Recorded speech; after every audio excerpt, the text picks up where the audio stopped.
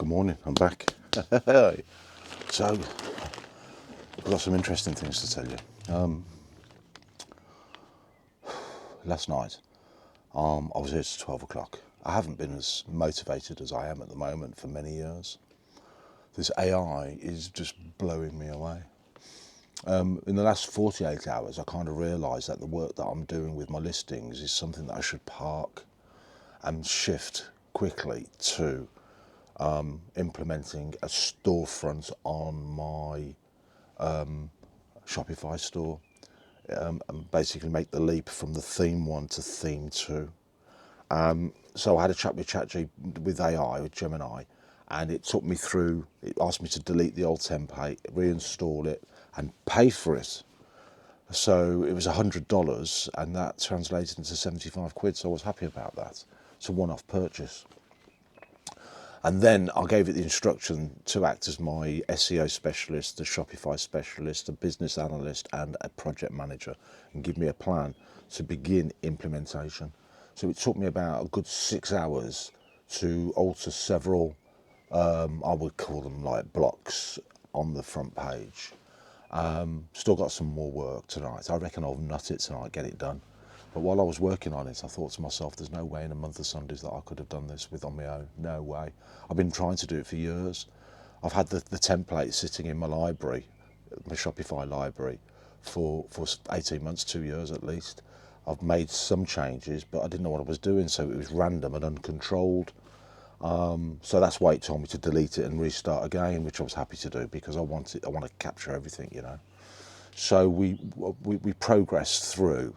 We got to midnight, and because I told it I want to work through till midnight, and then at midnight it stopped. It said go home to bed. So I did. It's like having your mum with you, you know what I mean? It's weird. Anyway, whilst I was working away, I had a couple of breaks, you know, loo break, coffee break, went to get some chips, and I watched, while I was eating my chips, I watched a video. Many of you know who he is. He's an American guy, and he does volume reselling of second-hand clothing. He's made a fortune out of t-shirts. I think he does over $1 million a year. He has a daily call or something like that on YouTube where you kind of join his group or whatever. And he was basically saying about what's going to happen in the reselling segment, about how big business is getting in on the act. And a lot of it is being driven by two big things. One, there's legislation going through in America which is basically saying that any company that manufactures or retails clothing is going to be responsible for recycling it. That's one side of it. And so they're going to be putting technology in the clothing. So if you buy a Gucci jumper or something, or a jacket, and pay £600-700 for it, then they're not going to know exactly where it is because it's going to have some kind of embedded technology, like a tracker. And the companies that are talking about this are openly talking about it publicly on these websites. There's companies out there that own hundreds of brands. They'll buy a failing brand, they'll close the business down, they'll keep the brand, and they'll basically license it out to other companies who want to manufacture products using that brand, that kind of thing. But they're going to be responsible for recycling it. But the big driver is not just the legislation for that, it's also the realisation that if they manufacture a new Gucci jumper or jacket and retail it, they might make, say, £150-200 out of it. But if they're able to get their hands on a second-hand one and then resell it on with the support of the likes of eBay on their platforms, they can make 6 or 7, 100%, 200% on their investment. So the resellers are going to get squeezed out, and it's going to happen at a rapid pace. And indeed, people are basically beginning to notice it, because when they go to the thrift stores in America and the charity shops over here, those companies are already removing the best pieces and selling it on their own websites and getting a premium price. So he's saying the future of reselling is going to shift in certain segments. And on another matter,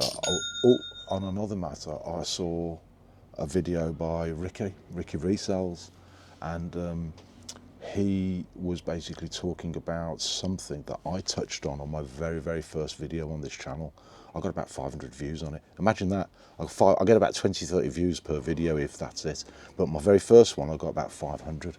And I was addressing something that Nick and Andrew were complaining about at the time. And I think the title of the video is that eBay is run by AI, by algorithms. That was what I was saying at the time. And the reason why was something that I tuned into in America that Ricky was kind of touching on yesterday. So let me tell you what Ricky was basically saying yesterday. He was saying, he listed something on Vinted, a plushie, a branded one, and it got delisted. For the second or third time he's experienced it in a month.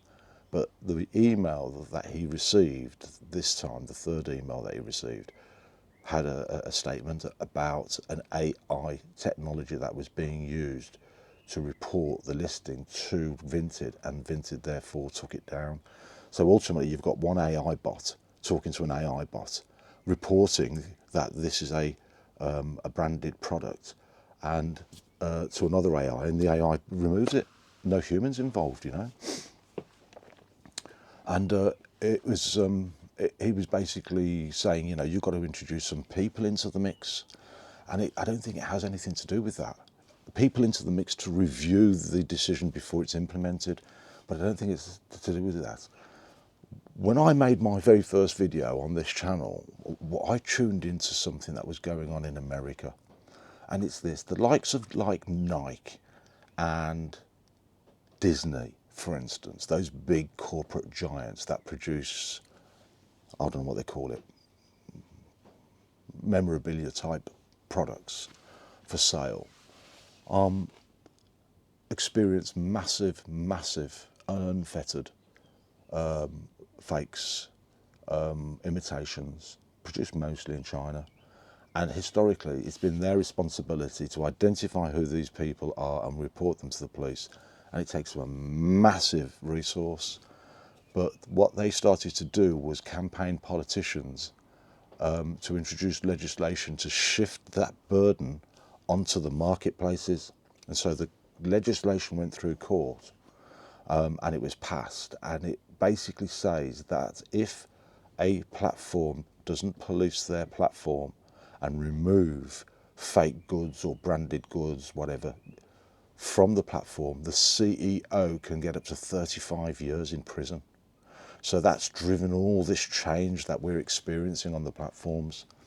And the essence of it is this: even if you've got a second-hand pair of Nike to sell, your own pair, or you've picked them up second-hand from someone and you're selling them to make a profit, you cannot say that they're Nike training shoes, because you are not licensed to use that brand name.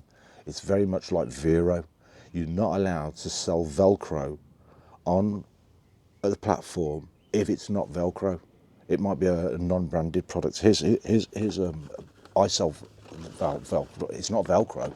It's, hold on, I've got all the sizes and the two colours in it. Here's a roll. This is what we have to say, that this is touch and close or hook and loop.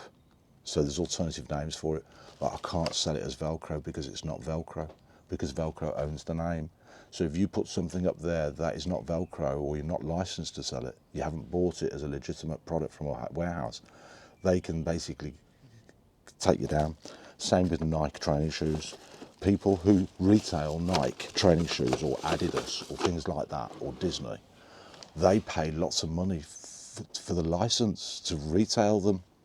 So anybody that's basically using a branded name in their title or their item specifics, even if it is a branded item, you don't have the right. You don't have the right. So Ricky was selling, he likes to sell plushies. He had a plushie, only about £4 or £5 or something like that. He showed the label and everything. And I don't know if he had that name in the title, but if he did, that will be the reason why it was removed, because he's not a licensed stockist. So what you can do is you can get a nice pair of Nike training shoes, I believe, and you can take your picture and you can put it on the listing. But you can say it's a pair of training shoes, but you can't say they're Adidas training shoes or Nike training shoes. That's where the bots kick in and remove the listing. That's what I believe is going on. That's what I think is happening.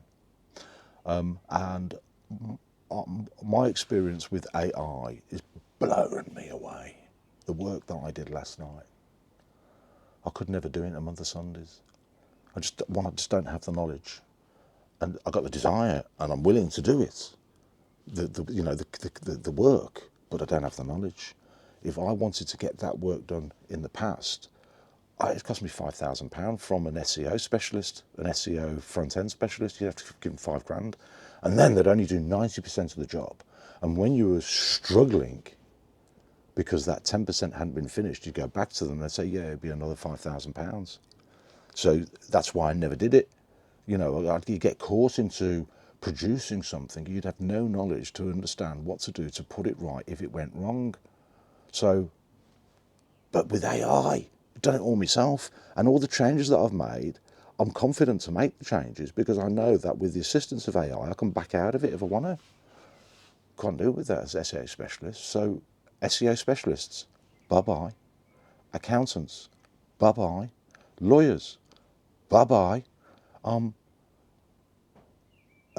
Teachers, bye-bye. Why? Why teachers? Well, if you think back to COVID, you had all the kids sitting on Zoom in their bedrooms, gathered around a screen in little pictures of themselves, and a school teacher teaching them. I would, if that would happen to me, I would have been sitting there just staring out the fucking window. You know what I mean? I wouldn't pay any attention. But with AI, they're going to create, like an AI influencer, they're creating an AI influencer. There's a kid that's basically sitting in his bedroom and he's basically created an AI influencer, a woman that just goes around the world sitting outside coffee bars, all dolled up, beautiful looking woman with taking selfies. And he's got 15 million followers and he's making about £1 million a year. And he's under the age of 18. I read the story a while ago. So Gary Vee talks about it. There's going to be, you and I are going to be able to create our own AI influencer and put it on Facebook to promote our business. And this is what's going to happen with the role of a teacher. So you can imagine you're going to have a kid at home and he's going to have to sit behind his computer, and on the other side of it he's going to have an AI teacher, an influencer style teacher, who's going to work with the kid at the kid's pace. And he's going to get to the exam and he's going to take his exam and he's going to pass. Another kid will do the same thing and he might be able to go faster because he's brighter. So the AI is going to go at the speed of the kid's capabilities, but they're going to arrive at the same destination.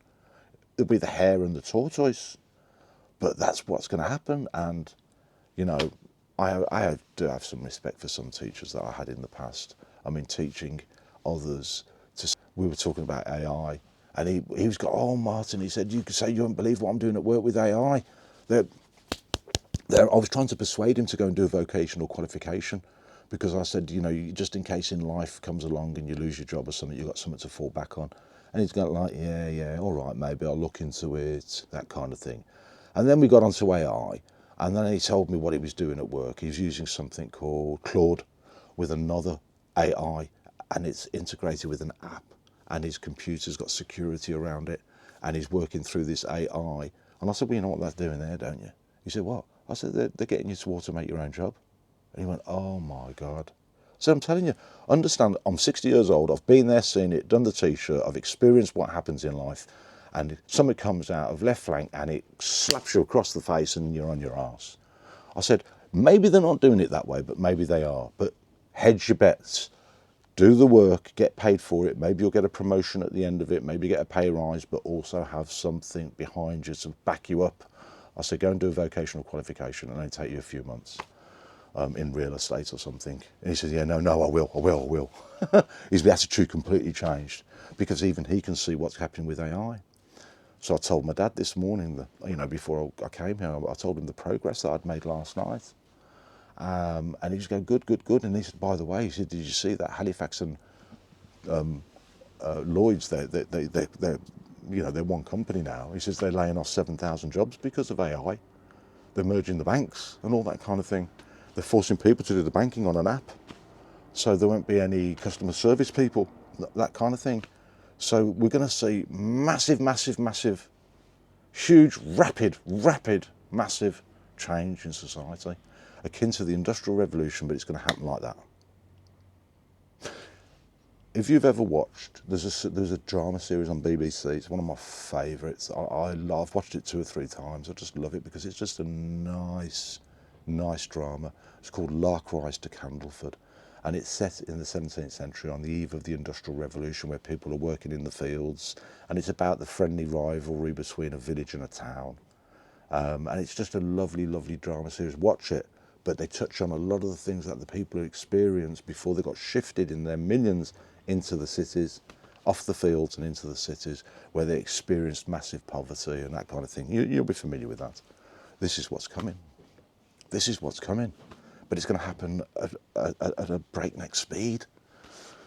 I don't know how it's going to affect my business, but I also saw, the other day I saw a competitor gone bankrupt because I was working with AI, and it went and got some names back, and I did a search on this name and I discovered it was bankrupt. On Facebook I saw another woman that was basically a fabric seller. She's closing the shop down, can't afford the business rates, nobody's buying. Sales on eBay are down, everybody's complaining that sales are down everywhere, you know. And I said to my dad, I said, well, luckily we've got very low overheads here, because my main costs are incurred when I sell something. So postage and eBay fees. If I don't sell anything, those costs go down, you know. They're kind of variable in a roundabout way. They're not fixed. Well, it is a fixed cost, but it's relative to sales. So I just got to survive it. I just got to get through to the other end, because I also know that it will come back. The war will be over. You know, inflation will come down again. Prices will probably stay the same, and there'll be a catch-up. But people will start crafting and sewing. You know, all those people that lose their jobs, what they're going to do? They can't find work. They're going to have all this leisure time. I think they're going to sew. I think they're going to basically do crafting. That's what I'm thinking. So I think I might be all right. But and you know, haberdashery is one of those staples in life that people will always need a button. They might reuse a button off another coat or something, but they can all afford a few coppers to buy some buttons or a needle or whatever. So hopefully I'll survive and get through it. I'm hoping to improve my customer experience with this new shopfront. It's going to give me more options behind the scenes to cross-sell, upsell, market my business. It's going to allow me to actually consolidate listings into one and give the customer a better experience overall. It's going to be easier for me to manage. So this is why I brought forward the decision to actually get that done. Because as soon as I get that done, then I can basically get onto this issue that's pending on the 1st of June with Inkfrog closing down. So then I actually think we'll see. I've got a feeling I'm preparing myself mentally to cancel all my eBay listings and then work on Shopify to upgrade the Shopify listing, make it fully optimized, great pictures, great text, great headings, with the help of AI, and then one by one push them back onto eBay, because they'll be fully clean, synchronized listings. So if I sell something on Shopify, it will remove it from eBay and vice versa. It'll be doing the inventory management. At the moment, I suspect and feel as if the old Inkfrog software has left footprints on my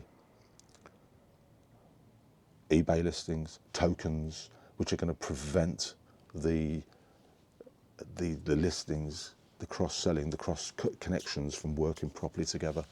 Legacy problems, basically, that I'll live to regret if I don't fix them. So that's what I'm preparing myself to do. So I've said to my dad, like, you know, we've got to get ready for a collapse in sales income. I'll still be selling on Shopify, and maybe people that have used to buy from me on eBay might go across to my shop to check if I'm still in business, and they'll discover me there, and maybe they'll migrate. But that's not the reason for doing it. The reason for doing it is to basically get a clean, fresh start so I can compete. My advice to you, get ready for it. If you're reselling second-hand gear, be prepared to shift your focus onto something else. And I think a real smart move is basically get yourself a basic free website. If you get SumUp, you know this thing that it's like where you do a tap and go. You get access to a free, very, very basic website. But if you're just selling a pen that you've picked up for a penny, and you're trying to sell it for £1, say. Photograph, you take the photograph anyway, upload it onto eBay, upload it onto your free website. The sum up acts as the shopping cart, so the money goes through to your bank account, you know. So there's no risk there, it's just like any other platform.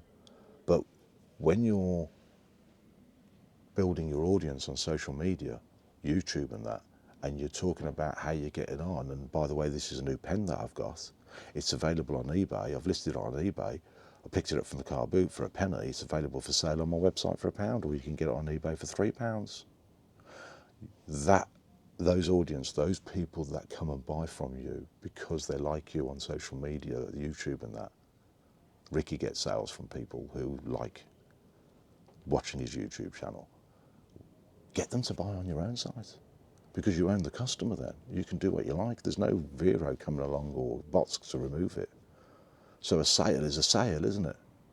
You get a sale over on your own store or Vinted or eBay, same sale. The difference is that on eBay you're going to pay your 20% fees. Over here you don't. You could sell it for eBay for £3 and £3 on your sum up, on your free sum up site. And if somebody likes you, because he always starts off, he reads the messages, doesn't he? And the people say, hello Ricky, I like your website. I've been following you for some while. Great business. You're such an inspiration and everything. I've just bought the plushie.